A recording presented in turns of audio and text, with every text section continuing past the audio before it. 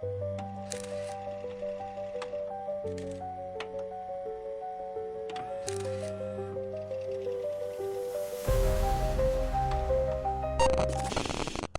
first heard the legend from a retired sheriff who'd seen too much to believe in fairy tales. It wasn't some ghost or a trick of the light.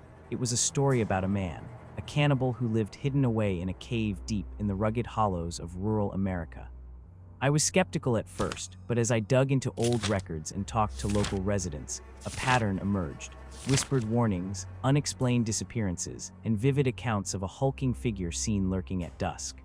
My investigation began as a personal quest for truth, armed with nothing more than determination, a notebook, and a camera.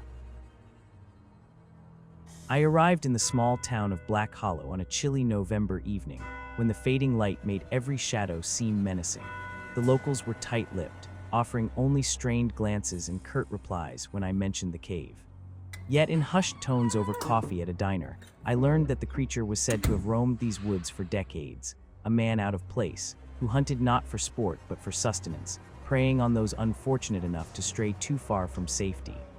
One elderly man recounted the disappearance of his nephew, a spirited young man who went hiking and never returned. Another spoke of finding scraps of cloth stained with dark, dried blood near the entrance of the cave, as if a struggle had taken place. Every detail pointed to a chilling reality that defied simple explanation. I set out the next morning, driving along a narrow, winding road that cut through dense forests and rocky outcrops.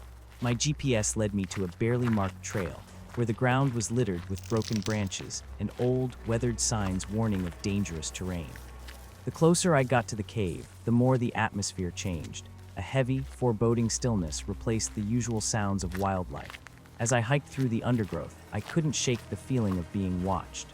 The forest was unnaturally silent, as if nature itself was holding its breath. When I finally reached the cave's entrance, the first thing I noticed was the stench, a pungent mix of decaying matter and something acrid that I couldn't immediately identify. The opening was large enough for a truck to pass through, and remnants of old, splintered wood lay scattered about, as if someone had hastily discarded belongings. The ground around the entrance was littered with broken bottles and crumpled scraps of clothing, all smeared with dark, rust-colored stains that I later confirmed were blood. I took a deep breath and stepped inside, my flashlight cutting narrow beams through the suffocating darkness. The interior of the cave was a labyrinth of narrow passageways and wide chambers. The walls were rough-hewn, and centuries of water runoff had left streaks that looked eerily like fresh blood trails. I documented every detail, snapping photos of bizarre markings and evidence of recent activity. In one chamber, I discovered what appeared to be a crude campsite, a makeshift area with a fire pit, remnants of burnt wood, and even a tattered piece of fabric that looked almost like a flag. The fabric was stained with what I could only assume was blood, and nearby lay a collection of bones, gnawed and broken, arranged in a pattern that suggested a macabre ritual rather than a simple meal. As I pressed deeper into the cave, my pulse quickened with every step. I began to piece together a grim narrative from the physical evidence and the fragmented accounts of locals. The creature, it seemed, was not a supernatural monster, but a man, twisted by isolation and the savagery of his own mind. Rumors had said he was a hermit, living off the grid and evading authorities for decades. Some suggested he was a former convict who had taken refuge in the wilderness, turning to cannibalism as a means of survival when his crimes made him an outcast. In the damp, echoing corridors, I found hints of this possibility. Personal effects that suggested a once human life now corrupted by madness. At one point, I encountered a narrow passage that led to a small, almost claustrophobic chamber. The floor was slick with moisture and something darker, and as I bent down to examine it, my hands brushed against what looked unmistakably like dried blood. I recorded every detail, my mind racing with the realization that these signs were not from animals scavenging, but from deliberate, brutal acts of violence. My camera's flash revealed etched words on the stone wall, graffiti that read, "I am the darkness," scrawled in a shaky hand. The words sent a chill down my spine, their raw emotion a testament to the depravity of the one who had left them behind. I spent hours mapping the cave, retracing steps along what might have been the creature's living quarters. In one secluded nook, I discovered an old, rusted tin box. Inside were personal belongings. A faded photograph of a smiling family, a small watch with cracked glass, and a diary filled with frantic entries. The entries chronicled days of isolation, desperation, and an unrelenting hunger for something beyond mere food, a hunger that seemed to drive the writer to unspeakable acts.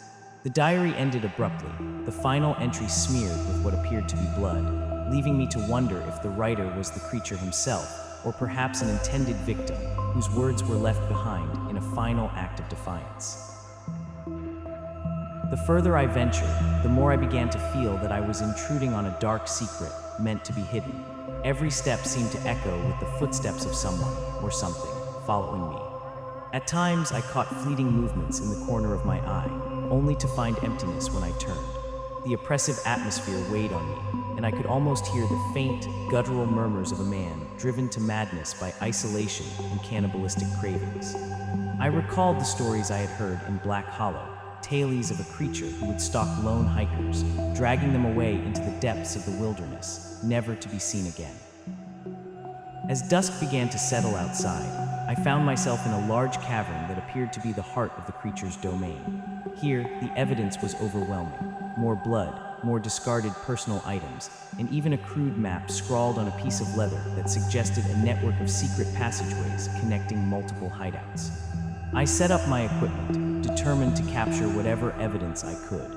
The air was thick with tension, and every distant drip of water sounded like a countdown to something dreadful. I felt the weight of every whispered rumor and every terrified face of the locals who had warned me against coming here. Then, as I was reviewing my notes in the dim light, I heard it, a slow, shuffling noise coming from the darkness beyond my circle of light. My heart pounded as I strained my eyes to see. The sound was accompanied by a low, guttural moan, as if the creature was aware of my presence and was slowly advancing toward me. I scrambled to pack up my gear, but a heavy, oppressive force seemed to press down on me, making every movement laborious.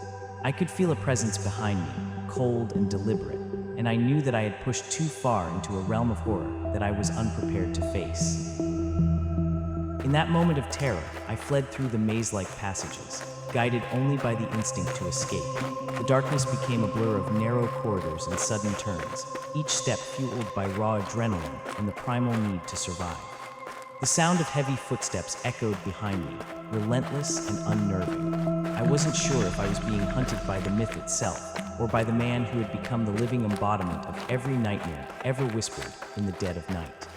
My flashlight flickered and died as I ran, leaving me in pitch-black darkness punctuated only by my ragged breaths and the distant, almost mocking, sound of my pursuer's steps.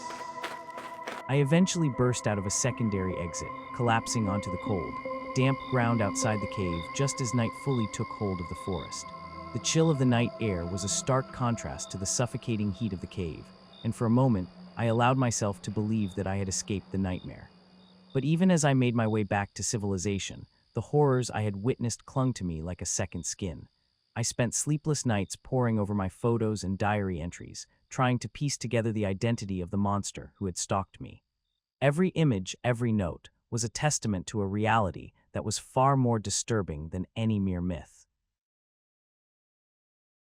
In the weeks that followed, I found myself unable to shake the feeling of being followed, of the creature's eyes lingering in the periphery of my vision.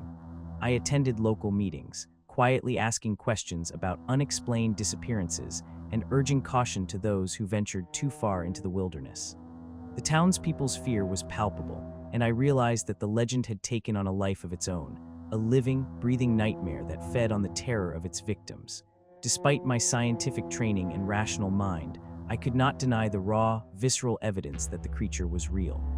It was a man driven by an insatiable hunger, a predator who had perfected the art of remaining hidden until his prey was ensnared. Now, as I record these final words, I can still hear the echo of those heavy footsteps, the distant moan that signaled the creature's approach. I know that my encounter in that cave has changed me irrevocably. I have seen the depths of human depravity and the monstrous results of isolation and despair. There are no neat endings to this tale, only the lingering horror of what lurks in the darkness, and the nagging question of whether the myth is truly over, or if it continues to stalk the edges of our understanding, waiting for the next unwary soul to cross its path. The myth of the cannibal in the cave is not a relic of a bygone era. It is a present, breathing terror that reminds us that sometimes, the most horrifying monsters are not born of magic or superstition, but of the darkest corners of the human mind.